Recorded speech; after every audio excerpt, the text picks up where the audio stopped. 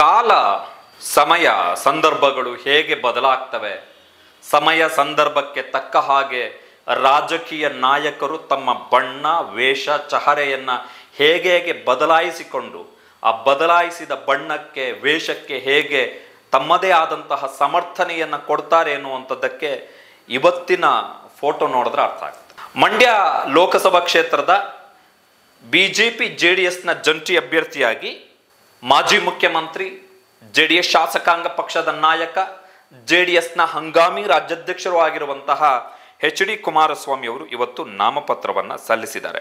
ಆ ನಾಮಪತ್ರದ ಸಂದರ್ಭದಲ್ಲಿ ಅವರ ಜೊತೆಗಿದ್ದಂತಹ ಒಬ್ಬ ಪ್ರಮುಖ ರಾಜಕಾರಣಿ, ಅದು ಮಾಜಿ ಮುಖ್ಯಮಂತ್ರಿ BS ಯಡಿಯೂರಪ್ಪ.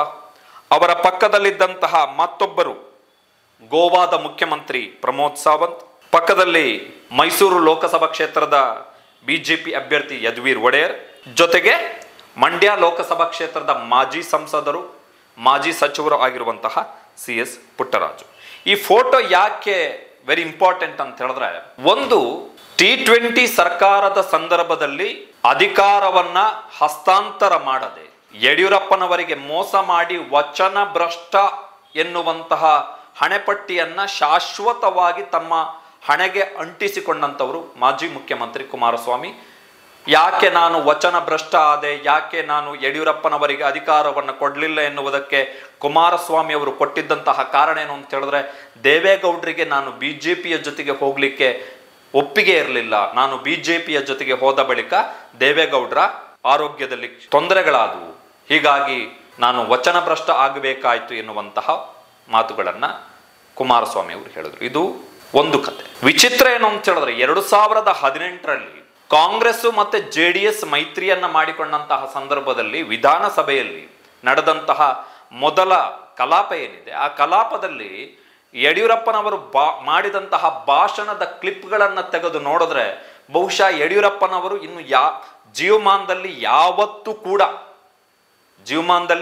ಯಾವತ್ತೂ ಕೂಡ ಕುಮಾರಸ್ವಾಮಿ ಅವರ ಜೊತೆ ರಾಜಕೀಯ ಹೊಂದಾಣಿಕೆಯನ್ನು ಮಾಡಿಕೊಳ್ಳಲಿಕ್ಕೆ ಸಾಧ್ಯನೇ ಇಲ್ಲ ಅನ್ನುವಷ್ಟರ ಮಟ್ಟಿಗಿತ್ತು ಯಡಿಯೂರಪ್ಪನವರ ಭಾಷಣ.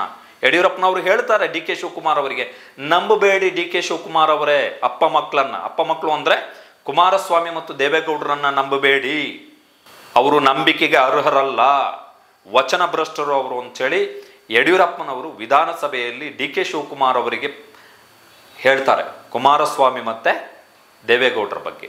ಅದೇ ಯಡಿಯೂರಪ್ಪನವರು ಕೇವಲ 5 ವರ್ಷಗಳ ಅಂತರದಲ್ಲಿ ಯಾರನ್ನ ತಾವು ನಂಬಬಾರದು ಅಂತೇಳಿ ಕಾಂಗ್ರೆಸ್ನ ನಾಯಕರಿಗೆ ಬುದ್ಧಿವಾದ ಹೇಳಿದ್ರು, ಅದೇ ಕುಮಾರಸ್ವಾಮಿಯ ಜೊತೆಗೆ ಯಡಿಯೂರಪ್ಪನವರು ಈಗ ನಾಮಪತ್ರ ಸಲ್ಲಿಕೆಗೆ ಜೊತೆಯಾಗಿ ನಿಂತಿದ್ದಾರೆ. ನೋಡಿ, ಕಾಲ, ಸಮಯ, ಸಂದರ್ಭಗಳು, ಇಲ್ಲಿ ರಾಜಕೀಯ ಬದ್ಧತೆ ಬೇಕಾಗಿಲ್ಲ, ರಾಜಕೀಯ ಕಮಿಟ್ಮೆಂಟ್ ಬೇಕಾಗಿಲ್ಲ. Pramod Sawant, very interesting. ಪ್ರಮೋದ್ ಸಾವಂತ್, ಕುಮಾರಸ್ವಾಮಿ ಅವರು ನೀರಾವರಿ ಯೋಜನೆಗಳ ಬಗ್ಗೆ ಪುಂಖಾನುಪುಂಖವಾಗಿ ಮಾತಾಡ್ತಾರೆ. ಮಹದಾಯಿ ಯೋಜನೆಗೆ ದೊಡ್ಡ ಎಡ್ರುಗಾಲು ಇರುವಂಥದ್ದೇ ಗೋವಾದಿಂದ.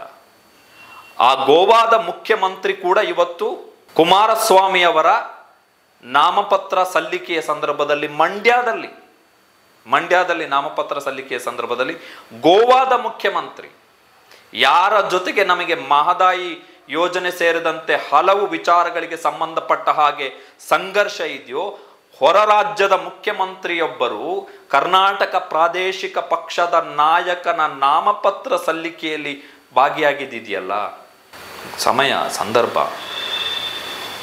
Pramod Sawant was instrument. ಕಳೆದ ಸೆಪ್ಟೆಂಬರ್ನಲ್ಲಿ ದೆಹಲಿಯಲ್ಲಿ ಅಮಿತ್ ಶಾ ಅವರ ಜೊತೆಗೆ ನಡೆದಂತಹ ಮಾತುಕತೆಯ ಸಂದರ್ಭದಲ್ಲಿ, JP ನಡ್ಡಾ ಅವರ ಜೊತೆಗೆ ನಡೆದಂತಹ ಮಾತುಕತೆಯ ಸಂದರ್ಭದಲ್ಲಿ, BJP JDSನ ಮಾತುಕತೆಯ ಸಂದರ್ಭದಲ್ಲಿ ಪ್ರಮೋದ್ ಸಾವಂತ್ ಇದ್ರು. ಅದಾದ ಬಳಿಕ ಕುಮಾರಸ್ವಾಮಿ ಮತ್ತು ಅವರ ಮಗ, ಅಪ್ಪ ಮಕ್ಕಳು ಇಬ್ಬರು ಕೂಡ ಹೋಗಿ ಪ್ರಮೋದ್ ಸಾವಂತ್ ಅವರನ್ನು ಭೇಟಿಯಾಗಿ ಅವರಿಗೆ ಧನ್ಯವಾದಗಳನ್ನು ಸಲ್ಲಿಸಿ ಬಂದಿದ್ರು. ಈಗ ನಮ್ಮ ರಾಜ್ಯದ ಮಾಜಿ ಮುಖ್ಯಮಂತ್ರಿ, 2 ಬಾರಿ ಮುಖ್ಯಮಂತ್ರಿಯಾಗಿದ್ದಂಥವರು, ಕರ್ನಾಟಕ ಪ್ರಾದೇಶಿಕ ಪಕ್ಷದ ನಾಯಕರ ನಾಮಪತ್ರ ಸಲ್ಲಿಕೆಯಲ್ಲಿ ನಮಗೆ ಮಹದಾಯಿ ಯೋಜನೆ ಸೇರಿದಂತೆ ಕರ್ನಾಟಕದ ಹಲವು ವಿಚಾರಗಳಿಗೆ ತಗದೆ ತೆಗೆಯುತ್ತಿರುವಂತಹ ಗೋವಾದ ಮುಖ್ಯಮಂತ್ರಿ ಕರ್ನಾಟಕದ ಮಾಜಿ ಮುಖ್ಯಮಂತ್ರಿಯ ನಾಮಪತ್ರ ಸಲ್ಲಿಕೆಯಲ್ಲಿ ಹಾಜರಾಗಿದ್ದಾರೆ. ಕುಮಾರಸ್ವಾಮಿ ಅವರು ಕನಿಷ್ಠ ಹೇಳಬೇಕಿತ್ತು, ಬೇರೆ ಬಿ ಜೆ ಪಿ ನಾಯಕರು ಬರಲಿ, ನೀವು ಬೇಡ ಅಂಥೇಳಿ. ಕಾಲ ಸಂದರ್ಭಗಳು, ಸ್ವಾಭಿಮಾನ, ಮಂಡ್ಯ ಸ್ವಾಭಿಮಾನ. ಒಬ್ಬರು ಆಲ್ರೆಡಿ ಕುಮಾರಸ್ವಾಮಿ ಅವ್ರನ್ನ ಗೆಲ್ಲಿಸಲಿಕ್ಕೆ ಪಣ ತೊಟ್ಟಾಗಿದೆ. ಒಬ್ಬರು ಆಲ್ರೆಡಿ ಕುಮಾರಸ್ವಾಮಿ ಅವ್ರನ್ನ ಮಂಡ್ಯದಲ್ಲಿ ಗೆಲ್ಲಿಸಲಿಕ್ಕೆ ಪಣ ತೊಟ್ಟಾಗಿದೆ ಸ್ವಾಭಿಮಾನವನ್ನು ಬಿಟ್ಟು. ಮತ್ತೊಬ್ಬರು ಕುಮಾರಸ್ವಾಮಿ ಅವರು ಅವರು ಸ್ವಾಭಿಮಾನ ಬಿಟ್ಟು ಸುಮಲತಾ ಅವರ ಮನೆ ಬಾಗಿಲಿಗೆ ಹೋಗಿ ದಯವಿಟ್ಟು ಬನ್ನಿ ಅಂತ ಕೇಳಿ ಆಗಿದೆ. ಇದು ಪರಿಸ್ಥಿತಿ ಜೆ ಡಿ ಎಸ್ನದ್ದು, ಕುಮಾರಸ್ವಾಮಿ ಅವರದ್ದು.